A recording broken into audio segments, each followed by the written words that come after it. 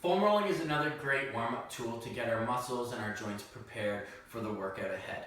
When you're doing your foam rolling, some of the common mistakes are: don't treat your foam roller as your physiotherapist. If you have an injury, get it checked out by either a massage, a physio, or a chiro, whatever it might be. And make sure if you're doing one of my online programs to tell me about it so we can adjust accordingly.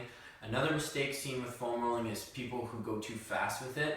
You want to go nice and slow as you're using the foam roller.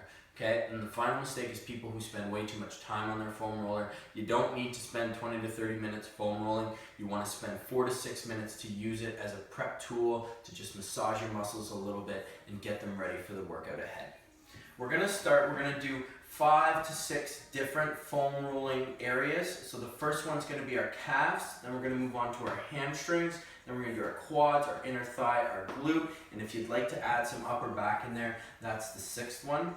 You want to spend about 20 to 30 seconds per area, going nice and slow. If you have trigger points in your muscles, you can look for those and just spend a little bit extra time. A trigger point is just a sensitive area, so sometimes you get knots in your shoulder. That's known as a trigger point. Knots in your calves, knots in your hamstrings, lots of those. You can spend a little bit extra time on that. You can also target different areas of the muscle by moving my foot out. I'm going to hit a different area of my calf by moving my foot in. You always have the one muscle that you're working on, and then you're going to use your other leg as your pivot point. So I would do my 20 to 30 seconds on one side. I'm going to switch, do my other side. From there, I'm going to switch. I'm going to move up to my hamstrings, rolling up and down the hamstrings. One more thing to add to foam rolling: if you have muscles that are sore, don't foam roll. It's not going to do them any good, and it's just going to be more painful than anything. Rolling a sore muscle is extremely, extremely painful. From here, I'm going to move to the other side. Same thing. Now we're going to go on to the quads. When I do my quads, I'm going to get into a planking position. I'm going to have the one leg. I'm working on my left leg now. My right knee is down. That's going to be my anchor point.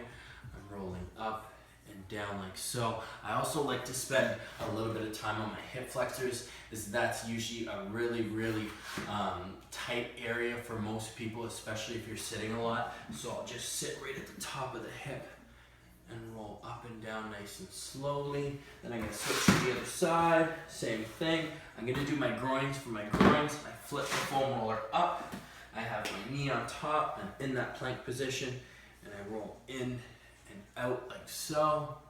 Then I switch to the other side. For our glutes, you actually sit on top of the foam roller. So I'm going to sit on top like so.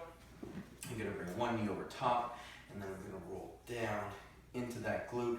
You're always rolling along the fiber lengths or the fiber orientation. So with our quads, our fibers run up and down versus our glutes run in and out. Same thing, our groins in and out like this. So that's why sometimes we have to change the angle of the foam roller.